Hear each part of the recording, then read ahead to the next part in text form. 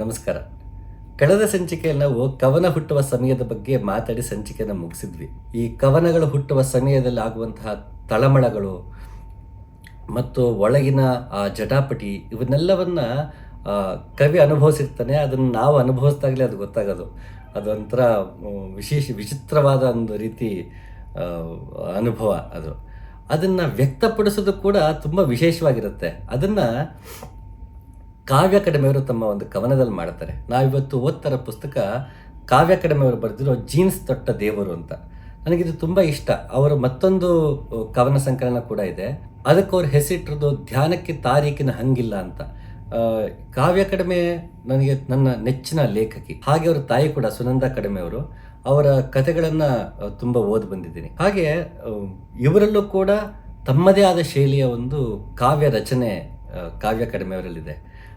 ಇದೇ ನನಗೆ ಇಷ್ಟವಾದ ಒಂದು ಕವನ ಹೇಳ್ತೀನಿ. ಕಾವ್ಯ ನಡೆದು ಬರುವಾಗ ಅತ್ತ ಕಾಗದ ಹುಡುಕಿ ಹೋದರೆ ಇತ್ತ ಸಾಸಿವೆ ಹೊಟ್ಟು ಹೋಗುವುದು. ಕುದಿವ ಕೊಬ್ಬರಿ ಎಣ್ಣೆಗೆ ಬಿದ್ದ ಕರಿಬೇವಿನ ಚುಶ್ ಸದ್ದಿನೊಂದಿಗೆ ಕವಿತೆಯು ನಿಧಾನ ಮರೆಯಾಗುವುದು. ಒಂದನ್ನು ತೊರೆಯಬೇಕು ಎಂದಾಗ ಕವಿತೆಯನ್ನು ಬಿಟ್ಟು ನಡೆದಾರಿಯಲ್ಲಿ ಒಗ್ಗರಣೆಗಾಗಿ ಪುಟ್ಟ ಹಿಂಗಿನ ಡಬ್ಬಿಯ ಹುಡುಕ ಹೋದ ಕಡು ಪಾಪಿ ನಾನು.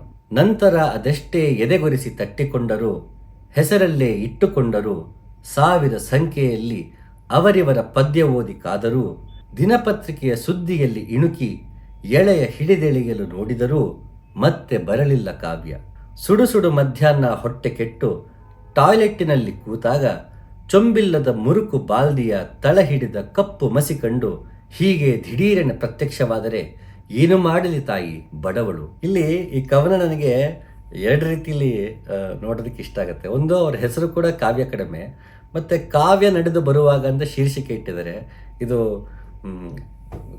ತನ್ನ ಒಳಗೆ ಒಂದು ಹೊಸ ಕಾವ್ಯ, ಒಂದು ಹೊಸ ಪೊಯೆಟ್ರಿ ಮೂಡ್ತಿರೋದು ಅನ್ನೋದು ಆಗತ್ತೆ. ತನ್ನೊಳಗಿನ ಕವಯಿತ್ರಿ ಆಡಿದಾಳೆ ಕಾವ್ಯ, ಅವಳು ನಡೆದು ಬರುವಾಗ ಅನ್ನೋ ಭಾವನೆ ನನಗೆ ಬರುತ್ತೆ. ಹಾಗಾಗಿ ಇದು ಎರಡು ಕೋಡಿಯ ನೀ ಮಾಡು ಮನದಾಲಯದಿ ಅಂತ. ಒಂದು ಹೊರಗಿನ ಸಮಾಜದ ವರ್ತಿಸೋದಕ್ಕೆ, ವ್ಯವಹರಿಸೋದಕ್ಕೆ ಒಂದು ಕೋಣೆ ಆದರೆ ಮನಸ್ಸಲ್ಲಿ ಇನ್ನೊಂದು ಕೋಣೆ ತನ್ನೊಳಗೆ ತಾನೇ ವಿರಮಿಸೋದಕ್ಕೆ ಮಾಡ್ಕೋಬೇಕಂತೆ ಗುಂಡಪ್ಪ ಹೇಳೋದು. ಹಾಗೆ ಪ್ರತಿಯೊಬ್ಬ ಸಾಹಿತಿ ಅಥವಾ ಪ್ರತಿಯೊಬ್ಬ ಮನುಷ್ಯ ಹೊರಗಿನ ಜಗತ್ತಿಗೊಂದು, ತನ್ನ ಜೊತೆಗೆ ತಾನಿರೋದಕ್ಕೊಂದು ಮನೆ ಮಾಡಿಕೊಂಡ್ರೆ, ಕೋಣೆ ಮಾಡಿಕೊಂಡ್ರೆ ಉತ್ತಮ. ಹಾಗಾಗಿ ಈ ಒಂದು ಧ್ಯಾನ ಸ್ಥಿತಿ, ಕಾವ್ಯ ಹುಟ್ಟುವ ಧ್ಯಾನ ಸ್ಥಿತಿ, ಅದು ಮೂಡುವ ಒಂದು ಪ್ರಕ್ರಿಯೆ ಏನಿದೆ, ಅದನ್ನು ಎಳೆಯಾಗಿ ಬಿಡಿಸಿ ಅದರಲ್ಲಿ ಅಸಹಾಯಕತೆಯನ್ನು ವ್ಯಕ್ತಪಡಿಸುವ ಶಕ್ತಿ ಕಾವ್ಯವ್ರಿಗೂ ಇದೆ ಮತ್ತು ಕಾವ್ಯಕ್ಕೂ ಇದೆ ಅಂತ ಹೇಳೋದಕ್ಕೆ ನಾನು ಇಷ್ಟಪಡ್ತೀನಿ. ಈ ಕಾವ್ಯ ಬರುವಾಗ ಅನ್ನೋದ್ರಲ್ಲಿ ಏನು ಕಾವ್ಯ ಅನ್ನೋದು ಮತ್ತು ಕಾವ್ಯ ಕಡಿಮೆ ಅನ್ನೋದು ನಮಗೆ ಕಾಣಿಸುವಾಗ ನನಗೆ ಅನ್ನಿಸ್ತು. ಹಾಗೆ ಇನ್ನೊಂದು ಕವನದಲ್ಲಿ ಅದು ಸುಳಿವು ಕೊಟ್ಟರೇನೋ ಅಂತ ನನಗನ್ಸುತ್ತೆ. ಅದನ್ನು ಕಾವ್ಯವ್ರನ್ನೇ ಕೇಳಬೇಕು ನಾವು. ಇದರ ಶೀರ್ಷಿಕೆ ಅವರಿಬ್ಬರು ಅಂತ.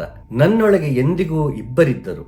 ಅವಳು ತುಂಬ ಅತ್ತಾಗ ಇವಳು ಸಮಾಧಾನಿಸುತ್ತಾ, ಇವಳು ಅತಿ ನಕ್ಕಾಗ ಅವಳು ಎಚ್ಚರಿಸುತ್ತಾ ನನ್ನನ್ನು ವಿಶ್ರಾಂತಿಯಲ್ಲಿಟ್ಟಿದ್ದರು. ಥಟ್ಟನೆ ಅದೇನಾಯಿತೋ ಕಾಣೆ, ಇಬ್ಬರು ಸದ್ದಿಲ್ಲದೆ ಒಂದಾಗಿ ಬಿಟ್ಟಿದ್ದಾರೆ. ಒಟ್ಟಿಗೆ ಬಿದ್ದು ಬಿದ್ದು ನಗಲು, ಜೊತೆಗೆ ತಬ್ಬಿ ಅಳಲು ಶುರುವಿಟ್ಟುಕೊಂಡಿದ್ದಾರೆ. ಇಬ್ಬರನ್ನು ಕಳೆದುಕೊಂಡ ನಾನು ಅನಾಥಳಾಗಿರುವೆ. ಈಗ ಹೊಸದಾಗಿ ಅವರಿಬ್ಬರ ನಡುವೆ ಜಗಳ ಹತ್ತಿಸಲು ಕ್ರೂರ ಕಾರಣದ ತಲಾಶಿನಲ್ಲಿರುವೆ.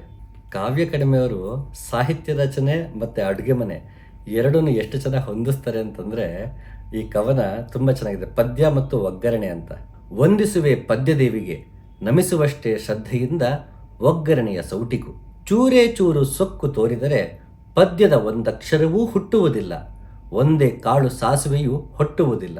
ಜೀನ್ಸ್ ತೊಟ್ಟ ದೇವರು ಅನ್ನೋ ಕವನ ಸಂಕಲನದಲ್ಲಿ ನನ್ನ ದೇವರು ಅನ್ನೋ ಒಂದು ಕವನ ಏನಿದೆ, ಅದನ್ನು ಕಾವ್ಯ ಕಡಿಮೆಯವರೇ ವಾಚನ ಮಾಡಿದ್ದಾರೆ. ಅದು ಯೂಟ್ಯೂಬ್ನಲ್ಲೂ ಇದೆ. ನಾನು ಅದನ್ನು ಡಿಸ್ಕ್ರಿಪ್ಷನಲ್ಲಿ ಆ ಯೂಟ್ಯೂಬ್ ಲಿಂಕ್ ಹಾಕ್ತೀನಿ. ಅವರು ಇದನ್ನು ರಚನೆ ಮಾಡಿರೋರೆ ವಾಚನ ಮಾಡಿರೋದ್ರಿಂದ ಅವ್ರ ಬಾಯಲ್ಲೇ ಕೇಳಿದ್ರೆ ಇನ್ನೂ ಚೆನ್ನಾಗಿರುತ್ತೆ, ಹಿತವಾಗಿರುತ್ತೆ ಅನ್ನೋ ನನ್ನ ಅಭಿಪ್ರಾಯ. ಹಾಗಾಗಿ ನನ್ನ ತುಂಬ ನೆಚ್ಚಿನ ಕವನ ಇದು. ಆದರೆ ನಾನು ಇದನ್ನು ಓದಕ್ಕೆ ಹೋಗ್ತಾ ಇಲ್ಲ, ಯಾಕಂದರೆ ತುಂಬ ಚೆನ್ನಾಗಿ ಅವರೇ ಹೇಳಿರೋದ್ರಿಂದ ಅದು ಅವ್ರ ಬಾಯಲ್ಲೇ ಕೇಳಿದ್ರೆ ಚೆನ್ನಾಗಿರುತ್ತೆ ಅಂತ ಹೇಳ್ತಾ ನಮಸ್ಕಾರ.